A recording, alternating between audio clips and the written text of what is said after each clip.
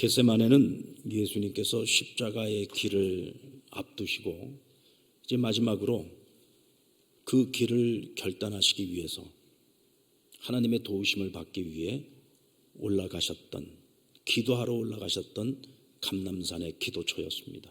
이 기도처는 주님께서 처음 가신 게 아니죠. 예루살렘에 오실 때마다 주님께서 늘 오르셨던 곳입니다. 그런데 다른 그 어떤 때보다도 주님께서 이날 겟세마네 동산은 주님께서 가장 고통스럽고 가장 힘든 기도의 장소였습니다. 이 겟세마네라고 하는 이름은 기름을 짜다라는 뜻의 아람어 갓세마네에서 유래한 이름입니다. 감람산은 예루살렘 성 건너편에 있어요. 그 건너편에서 보면은 감람산에서 보면 예루살렘 성이 한눈에 다 보입니다. 여러분들이 이게 성지순례 사진을 이렇게 보면은 예루살렘 성이 아주 멋지고 아름답게 이렇게 찍어 놓은 사진을 보셨을 거예요. 그 사진을 찍으려면 감람산에서 찍어야 됩니다. 감람산에서 찍어야 예루살렘 성이 한눈에 들어오도록 그렇게 찍을 수가 있어요. 예수님께서도 그곳에서 예루살렘 성을 보면서 이제 이 성이 언젠가 곧 멸망할 것을 아시고 예루살렘 성의 멸망을 예언하시기도 했고 또 그것을 생각하면서 슬피 눈물을 흘리시기도 했었습니다. 이 산에는 지금도 올리브 나무가 굉장히 많습니다. 그런데 예전에는 이곳은 전체가 다 올리브 산이었습니다. 그래서 이곳에서 나오는 올리브 열매를 짜서 기름을 만드는 장소가 있었는데 바로 그 장소가 겟세마네였습니다. 주님께서 함께 산에 오른 3명의 제자들에게 자신의 마음의 상태를 밝히셨어요. 내 마음이 많이 고민하여 내가 죽을 것 같다. 내가 죽게 되었다라고 말씀을 하십니다. 얼마나 그 마음이 고통스럽고 힘드셨으면 내가 죽게 되었다라고 말씀하십니다. 심지어 제자들에게 나와 함께 깨어 있어 달라고 부탁을 하시기도 합니다. 그러니까 그 마음의 상태, 예수님의 그 마음의 그 상태는 바로 겟세마네, 마치 기름을 짜내듯이 기름을 짜내기 위해서는 올리브 열매를 기계에다 넣고 그것을 갈고 짜내죠. 본래의 열매는 산산이 찢겨져서 찌꺼기만 남고 거기서 순수한 기름이 추출됩니다. 그 과정에는 엄청난 아픔과 고통이 따르겠죠. 바로 주님의 마음은 겟세마네 그 자체였던 겁니다. 그리고 주님께서 기도하신 모습을 누가복음 22장 44절에는 이렇게 밝힙니다. 예수께서 힘쓰고 애써 더욱 간절히 기도하시니 땀이 땅에 떨어지는 핏방울 같이 되었더라. 오늘 이 기록은 의사 누가가 기록을 한 겁니다. 의사 누가는 예수님의 제자도 아니었고 또 그 현장에 있었던 사람도 아닌데 어떻게 이렇게 상세하게 기록을 했을까요?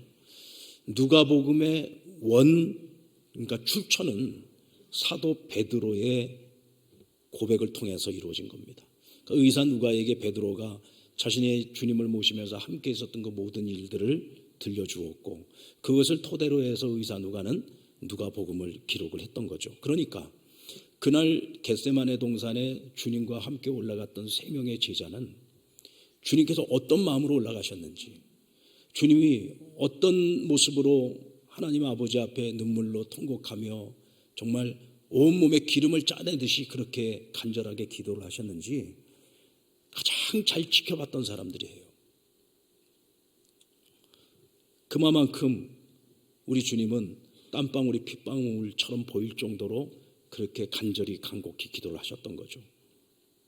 여러분, 겟세마네는 예수님께서 그의 인생에 가장 힘들고 어려웠던 순간을 이겨내고 극복해내신 기도처였습니다. 바로 이 겟세마네의 기도가 만약 없었다고 한다면 어쩌면 주님은 자신 안에 있는 육체의 연약함, 인간적인 연약함을 극복하지 못하고 십자가의 길을 포기했을 수도 있습니다. 왜 주님께서 겟세마네에 올라가셨습니까?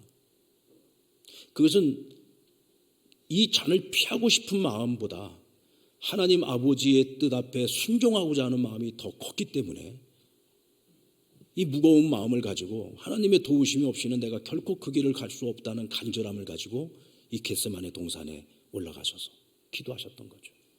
그리고 여기서 승리하십니다. 여기서 승리하셨기 때문에 주님께서는 그 고난의 길 십자가의 길을 결단하고 걸어가실 수가 있었던 겁니다. 여러분 혹시 우리의 삶 가운데도 주님처럼 정말 죽을 만큼 괴롭고 죽을 만큼 힘들고 어려운 일들이 있으시다면 여러분들에게도 나의 겟세마네가 필요합니다. 그렇다면 우리는 나의 겟세마네를 찾기 전에 먼저 겟세마네에서의 주님의 기도를 먼저 살펴보도록 하겠습니다. 주님이 겟세마네에 가지고 올라가셨던 기도의 제목은 자신의 뜻과 하나님의 뜻 사이에서 나를 내려놓고 아버지의 뜻 앞에 순종하고자 그 기도 제목을 가지고 올라가셨던 거죠. 39절 말씀 보면 조금 나아가서 얼굴을 땅에 대시고 엎드려 기도하여 이르시되 내 아버지여 만일 할만하시거든 이 잔을 내게서 지나가게 하옵소서. 그러나 나의 원대로 마옵시고 아버지의 원대로 하옵소서. 아버지의 원대로 하옵소서.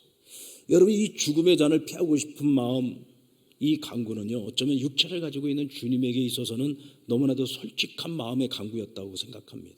여러분 십자가의 형이 어떤 형벌입니까?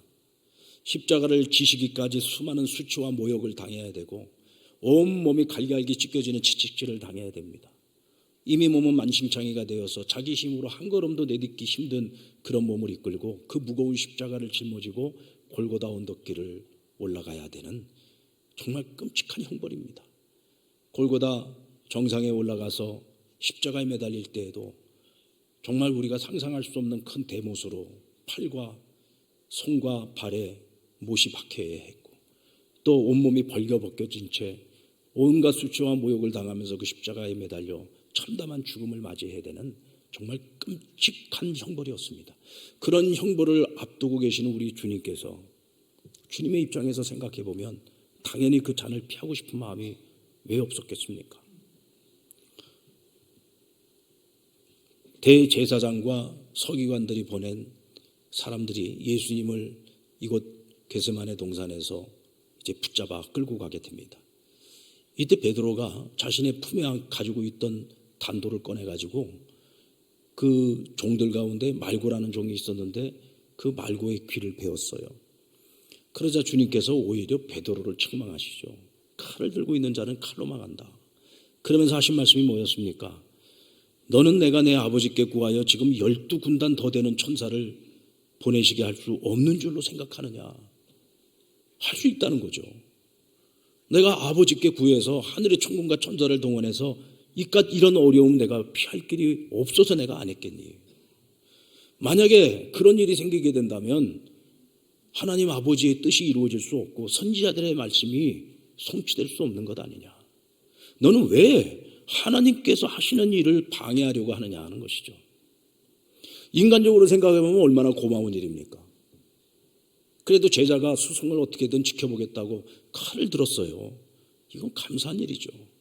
그러나 그 어떤 것보다도 주님은 모든 것의 우선순위를 인류를 구원하기를 원하시고 자기 아들이 희생제물이 되기를 바라시는 하나님 아버지의 뜻을 이루는 것에 목표를 두었던 것입니다.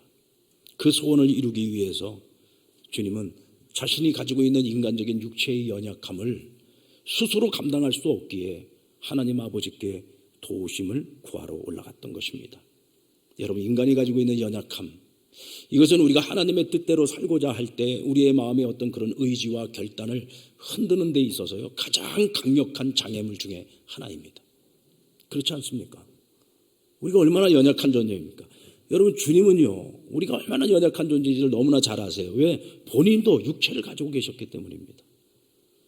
이 수제자 3명이 주님 따라가서 함께 깨어 있어 달라고 하는데 1시간도 함께 깨어 있지 못했잖아요. 주님이 3번이나 기도하다가 돌아왔을 때에도 그들은 계속 자고 있었습니다. 이때 주님께서 처음에는 1시간도 함께 깨어 있지 못하느냐고 탄식하셨지만 나중에는 그들이 이해하시지 않습니까? 너희가 마음은 원이로되 육신이 약하도다. 왜요? 주님도 아시기 때문에. 주님도 이 육체의 연약함을 극복하기가 너무 어려워서 오늘 겟세마네에 올라와 하나님 아버지 앞에 도움을 요청하고 있는 겁니다. 아버지 내 마음 흔들리지 않게 해주세요. 제가 가야 되는 그 길을 끝까지 감당할 수 있게 해달라고. 아버지의 도움이 없이는 내가 이 길 못 갑니다.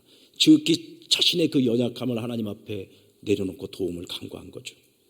그만큼 인간의 육체는 연약하고 이 연약한 육체는 우리가 하나님의 뜻을 이루어가는데 가장 큰 장애물이 되는 겁니다. 그래서 여러분 기도가 필요합니다. 기도가 뭡니까? 기도는 자신의 뜻을 성취하기 위해서 하는 것이 아니라 하나님의 뜻을 이루기 위해서 자기를 내려놓는 것이 바로 기도입니다. 그래서 우리는 언제까지 기도를 해야 되는가? 여러분, 우리 주님께서 겟세마네에서 기도하실 때 같은 내용의 기도를 3번 하셨어요. 한 번 기도하시고 돌아와서 제자들을 보시고 그 다음 또 한 번, 또 한 번, 3번. 왜 3번씩이나 같은 기도를 반복하셨을까? 하나님 아버지께 1시간 동안 열심히 기도하고 난 후에 그래, 그 길을 가야지 마음 먹었는데 또 돌아서면 또 인간적인 연약함이 또 올라오죠. 어떻게 피할 길은 없을까? 그래서 안 되겠다 또 기도하고, 그 마지막으로 이제 다시는 뒤돌아보지 않고 묵묵히 그 길을 가겠다는 확고한 결단이 섰을 때, 지금 자기를 잡으러 오는 사람들이 있습니다. 나중에 제자들에게 뭐라고 합니까? 지금 나를 잡으러 오는 자들이 오고 있다. 가자. 잡히겠다는 거잖아요. 그 길을 이제 들어서겠다는 겁니다. 확고한 마음의 결단이 서기까지 주님은 포기하지 않고 계속 기도하셨던 거죠. 기도는 이런 겁니다. 내 뜻을 내려놓을 수 있을 때까지, 내 욕망을 내려놓을 수 있을 때까지, 인간적인 욕심을 내려놓을 수 있을 때까지, 나의 생각과 나의 뜻을 내려놓을 수 있을 때까지 하나님 앞에 끊임없는 자기 자신과의 싸움, 이것이 여러분 기도입니다. 왜 가룟 유다가 주님을 배신했습니까? 왜 은 30에 주님을 팔아넘겼습니까? 이 사람은 주님을 3년 동안 따라다녔지만 주님의 대의에는 전혀 관심이 없었어요. 이 사람의 관심은 오로지 자기 신의 욕망과 야망과 자신의 안일에만 있었던 거죠. 주님께서 자꾸 십자가를 얘기하시고 고난의 길을 얘기를 하시니까, 야, 이거 주님 따랐다가는 나도 같이 망하겠구나. 주님 잡히시고 주님 십자가를 지시더라도 내 살 길은 찾아야 되겠다는 거죠. 자기의 안일만을 먼저 생각한 겁니다. 그러니까 주님을 결국 배신하고 팔아넘긴 겁니다. 은 30 때문이라기보다는 자기 살 길을 찾은 거죠. 왜 여러분 가룟 유다가 자기 중심적인 생각을 내려놓지 못하고 이렇게 끝까지 결국은 망하는 길로 갈 수밖에 없었나요? 주님께서 늘 제자들에게 하셨던 말씀이 있지 않습니까? 시험에 들지 않게 항상 깨어 기도하라. 시험에 들지 않게 항상 깨어 기도하라. 시험에 들지 않게 항상 깨어 기도하라. 근데 이 말씀을 전혀 귀 기울여 듣지 않았어요. 실천하지도 않았습니다. 주께서 하라는 대로만 했었더라면 가룟 유다도 주님을 배신하지 않았을 것이고 베드로도 실수하지 않았을 겁니다. 오늘 주님과 함께 이 겟세마네에 올라갔던 3명의 제자도 그렇게 깊이 잠들지 않았을 겁니다. 깨어 있었겠죠. 왜요? 평상시 훈련이 되어 있으니까. 훈련이 안 돼 있으니까 시험이 찾아오면 그냥 여지없이 시험 앞에 무너질 수밖에 없는 것입니다. 여러분, 어떤 이유에서라도 깨어 기도하는 삶을 살아가지 않으면 우리는 사단의 밥이 될 수밖에 없어요. 결국 내 욕망, 자기 의지, 자기 뜻, 자기 생각, 우린 늘 그것이 앞설 수밖에 없고 결국 우리가 선택하며 나아가는 길은 결국 육의 사람으로 살아갈 수밖에 없습니다. 그 끝이 뭐예요? 멸망 아니겠습니까? 우리는 그래서 항상 깨어 기도해야 됩니다. 근데 오늘 주님께서 말씀하시고 있는 그 기도는 잠들지 않은 상태에서 깨어있는 것만을 의미하는 것이 아니에요. 이것은 영적으로 깨어있는 기도를 말합니다. 주님께서 나와 함께 깨어있어 달라고 얘기했던 것은 그냥 눈 뜨고 잡담하면서 내가 기도하는 동안에 너희들도 좀 자지 말고 좀 깨어있으라 이런 뜻이 아니잖아요. 내가 기도하는 동안에 너희도 함께 깨어서 기도해 줬으면 좋겠다는 거죠. 영적인 기도를 말합니다. 여러분, 기도는 자기 자신과의 치열한 영적 싸움이에요. 나와의 싸움입니다. 야곱이 약복나루에서 천사와 밤새워 씨름을 하지요. 해가 뜨기 전에 결국은 천사가 포기합니다. 결국은 야곱이 승리했죠. 이때 천사를 통해서 하나님이 그에게 주신 선물이 뭐예요? 새 이름을 주십니다.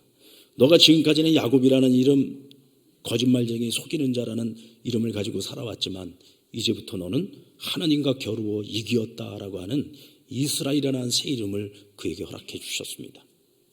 여러분, 이름을 그에게 부여하셨다라고 하는 것은 무슨 의미냐면 그의 존재가 바뀌고 가치관이 바뀌고 새로운 삶, 새로운 인생을 시작하게 된다는 것이죠.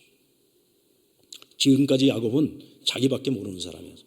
철저하게 이기적이고 철저하게 자기중심적이고 내가 뭔가를 얻기 위해서는 남을 희생시키는 것을 조금도 꺼리지 않는 사람이에요. 심지어는 거짓말을 해서라도 내가 원하는 것을 쟁취하고 마는 사람 아니었습니까? 그런데 이제 넌 더 이상 그런 인생을 살면 안 된다. 하나님과 겨루어 이겼다. 여러분, 과연 그가 하나님과 겨루어서 이긴 겁니까? 그가 이긴 대상이 하나님일까요? 아니죠. 자기 자신과 싸운 거예요. 자기 자신과 싸우는 동안에 자기중심적이었던 마음들이 조금씩 사라지기 시작한 겁니다.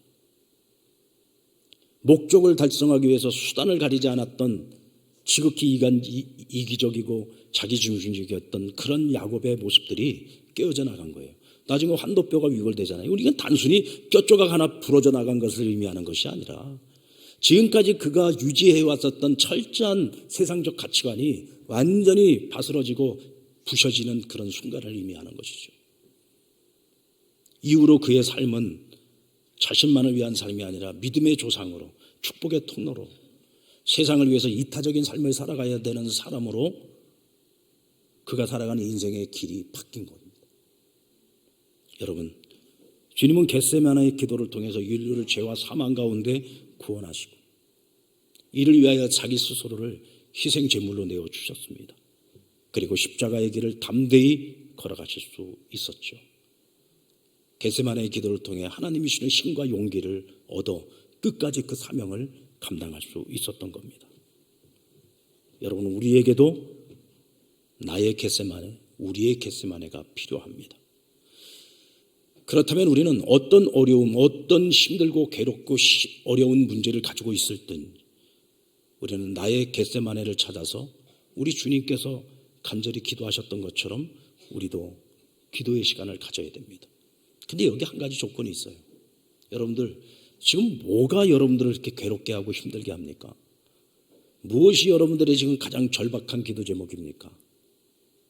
아마도 제가 추측하기로는 내가 정말 하나님 뜻대로 살고 싶은데 그렇게 살지 못하는 내 모습 때문에 하나님 앞에 절박함으로 기도하는 분들이 그렇게 많지는 않을 겁니다. 거의 대부분이 내 욕심 때문에, 나의 어리석음 때문에, 나의 실수 때문에 지금 내가 겪어야 되는 그런 시련들이고 그런 아픔일 때가 많을 거예요. 결국은 이 문제를 끌어안고 내가 나의 겟세마네에 가서 기도를 한다 한들 결국 우리의 기도는 지극히 자기중심적인 기도를 할 수밖에 없겠죠. 처음부터 끝까지 그런 기도만 드린다고 한다면 그렇게 해서 문제가 해결된다고 할지라도 내 인생은 나머지 하나도 달라질 것이 없죠. 왜요? 내가 달라지지 않았는데 문제가 하나 지나가고 나면 또 다른 파도가 찾아오듯이 우리 인생에 또 다른 문제들이 끊임없이 밀려오지 않겠습니까? 결국은 기도라고 하는 것은 하나님 앞에서 나를 바꾸는 거예요. 내가 변화되는 겁니다. 그래서 처음 기도의 시작은 나를 위한 기도로 시작을 한다 할지라도 기도의 마무리는 하나님의 뜻대로 되기를 원합니다. 하나님의 영광을 위한 것이 되어야 되고 하나님의 뜻 앞에서 언제나 순종할 수 있는 그런 나로 살아가기를 위해 하나님 앞에 기도해야 되는 거죠. 아멘입니까? 이게 기도입니다. 이런 기도의 삶을 살아갈 수 있을 때 하나님께서는 그런 우리의 인생 가운데 간섭하여 주셔서 내가 감당할 수 없는 인생의 문제들도 해결해 주실 뿐만 아니라 또한 우리를 보다 존귀하고 가치 있는 인생을 살아갈 수 있도록 성령의 도우심으로 우리를 만지시고 이끌어 가시는 겁니다. 이 일을 위해서 우리는 함께 깨어 기도해 줄 기도의 동역자들이 필요합니다. 주님은 3명의 제자를 데리고 갔지만 다 잠들었습니다. 여러분들은 어떤 기도의 동역자가 있습니까? 그들은 함께 깨어 있습니까? 서로를 위해서 함께 깨어 기도해 주고 있습니까? 여러분, 다니엘은 바벨론의 총리가 되고 바사왕국의 총리가 되었을 때 정말 수많은 사람들로부터 시기와 질투를 당해야 했습니다. 한마디로 말해서 수많은 적들이 있었죠. 끊임없이 그를 죽이려고 온갖 함정을 파고 만들었습니다. 그럼에도 불구하고 다니엘은 하나님 앞에서 뜻을 정했어요. 한 번도 흔들린 적이 없습니다. 끝까지 도전하고 끝까지 모험하고 그래서 믿음으로 모든 것들을 이겨내고 승리했어요. 그가 그와 같이 할 수 있었던 것은 그를 위해 함께 깨어서 기도해 주는 세 명의 친구가 있었기 때문에 그렇습니다. 사드락, 메삭, 아벳노고. 그들은 같은 마음을 가지고 항상 깨어 함께 기도했어요. 정말 믿을 만한 기도의 동역자들이었죠. 그런 기도의 동역자들이 있었기에 다니엘은 위대한 총리로 하나님의 선지자로 그의 인생을 끝까지 살아낼 수 있었던 겁니다. 최근 미국 켄터키주의 윌모어라고 하는 작은 도시에 에즈베리 대학이라고 있어요. 이 여러분들 잘 아시는 것처럼 켄터키주는 미국에 여러 많은 주들이 있지만 그 중에서도 이렇게 주목받는 주가 아닙니다. 말하자면 지방 도시 중에서도 좀 제일 관심 밖에 있는 그런, 별로 이렇게 가서 살고 싶지 않은 그런 동네예요. 윌모라고 하는 작은 도시입니다.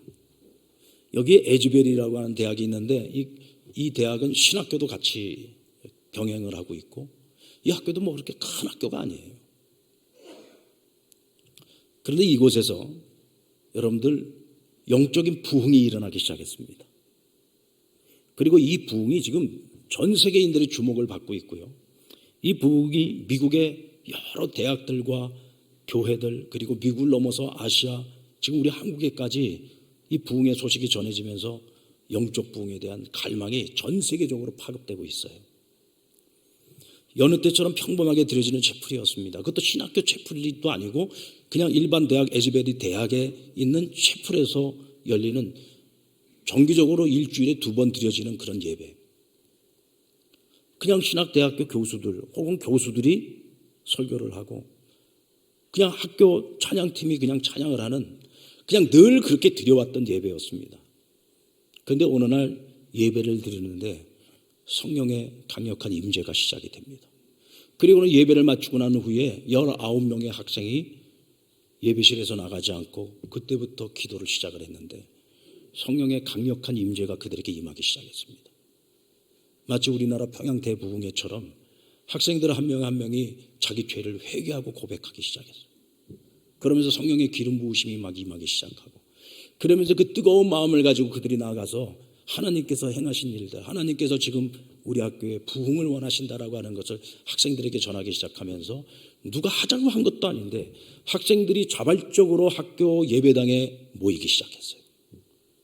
나중에는 이 예배실이 차고 넘쳐가지고 앉을 자리가 없어서 잔디밭에까지 전부 다 학생들이 와서 앉아서 기도하기 시작했는데 24시간 기도가 시작이 됩니다.